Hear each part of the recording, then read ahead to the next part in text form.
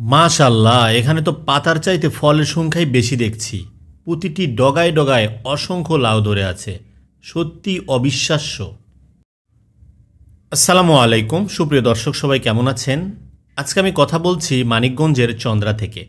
এখানে একজন কৃষক মোহাম্মদ ইউসুফ আলী, যিনি তার জমিতে মেইনলি ধনিয়া চাষ করেছেন এবং পাশাপাশি সাথী ফসল হিসাবে তার জমির আইল তিনি ব্যবহার করেছেন, যেখানে তিনি লাগিয়েছেন লাউ, সিম এবং আরও অন্যান্য সবজি। আজকের এই ভিডিওতে আমি আপনাদেরকে দেখাবো এই পুরো জমির চিত্রটি এবং কথা বলবো কৃষক মোহাম্মদ ইউসুফ আলীর সাথে। বিস্তারিত জানতে দেখুন পুরো ভিডিওটি। প্রিয় দর্শক, আপনারা যেমনটি দেখছেন, তিনি কিন্তু তার জমির সর্বোচ্চটুকু ব্যবহার করেছেন। তিনি এখানে লাগিয়েছেন পেঁয়াজ, আমরা বাঁধাকপি দেখছি, এ পাশটায় মূলা লাগিয়েছেন এবং তিনি লাল শাকও লাগিয়েছেন। পাশাপাশি এখানে আমরা কিছু বেগুন গাছ দেখছি, মানে সব কিছুই আছে এই ছোট্ট একটি ক্ষেতে। সিম গাছ এবং সিম গাছে ফল আসতে শুরু করেছে। এই পর্যায়ে আমরা কথা বলবো কৃষক মোহাম্মদ ইউসুফ আলীর সাথে। আপনারা ধৈর্য সহকারে দেখুন। আসসালামু আলাইকুম। ওয়ালাইকুম আসসালাম। আঙ্কেল কেমন আছেন? হ্যাঁ, আলহামদুলিল্লাহ ভালো আছি। আপনার নামটা আঙ্কেল একটু যদি বলতেন। মোহাম্মদ ইউসুফ আলী।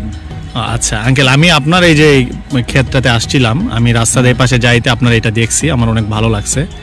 তো আমার যেটা সবচেয়ে ভালো লাগছে সেটা হচ্ছে আপনার তো মেইন এখানে ফসল, আপনি ধনিয়া বা আরও হচ্ছে সিম, আপনার হচ্ছে বাঁধাকপি বা হচ্ছে মূলা, এগুলো আমি দেখলাম আপনি এগুলো করছেন। কিন্তু পাশাপাশি আপনার যে জমির যে আইল, এই আইল বা আপনার যে অল্প একটু যে অংশ বাকি আছে সেটা যে আপনি কাজে লাগাইছেন, এটা আমার সবচেয়ে ভালো লাগছে। তো এটা আপনি আসলে কি উদ্দেশ্যে লাগাইছেন? এটা লাগাইছি আমার উদ্দেশ্য হলো এই জমিটা তো এমনি পড়ে থাকবো সারা বছরই, এটা এইভাবে পড়ে থাকে। আর ওই জমিতে জমিতে যে এটা আমি আবাদ করছি এটা তো আমি পাবই, তার মাঝে এটা আমি কি বলে সাথী ফসল হিসাবে, হ্যাঁ, আমি পাইয়া যেতেছি। এটা উদ্দেশ্য নিজে খাইতেছি, আবার বাজারে বিক্রি করতেছি। অবশিষ্ট যেটা হয় ওটা বাজারে আমি বিক্রি করতেছি, বিনিময়ে টাকা পাইতেছি। এই কারণে আমি এগুলা আবাদ করি।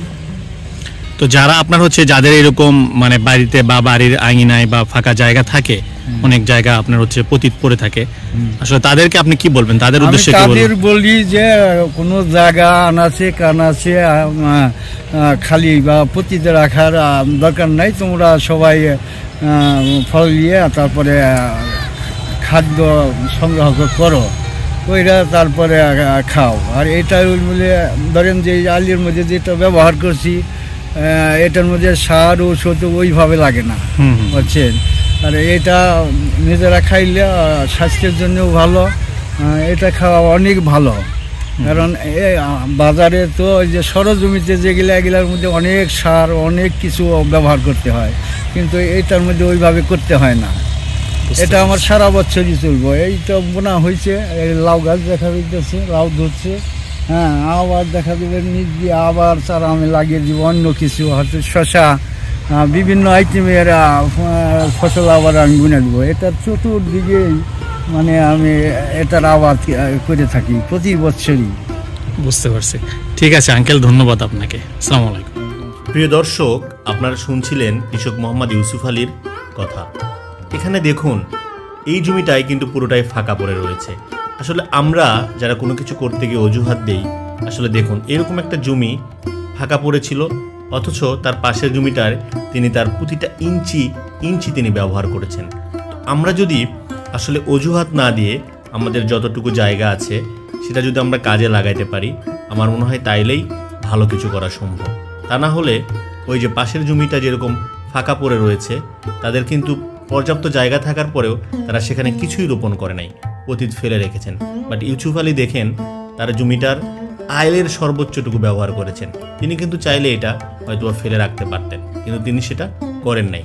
তিনি চেষ্টা করেছেন তার যতটুকু রিসোর্স আছে তার সবটুকু কাজে লাগাইতে, এবং তিনি সেটা খুব ভালোভাবে করেছেন এবং তিনি সফলও হয়েছেন। কি পরিমাণ লাউ ধরে আছে দেখুন, এই লাউগুলো মনে হয় প্রতিটা ডগায় ডগায় ধরে আছে। মানে সত্যি অবিশ্বাস্য।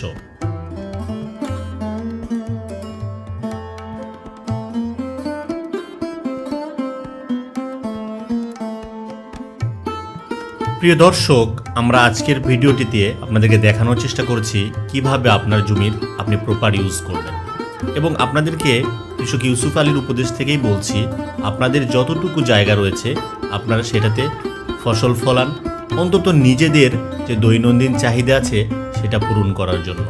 আজকের ভিডিওটা আমি একেবারে শেষ পর্যায়ে চলে এসেছি। আমার এই ভিডিওটি যদি আপনাদের ভালো লেগে থাকে তাহলে অবশ্যই লাইক, কমেন্ট এবং শেয়ার করে আমার সাথেই থাকবেন। কথা হবে পরবর্তী ভিডিওতে। আজকের মতো আল্লাহ হাফেজ।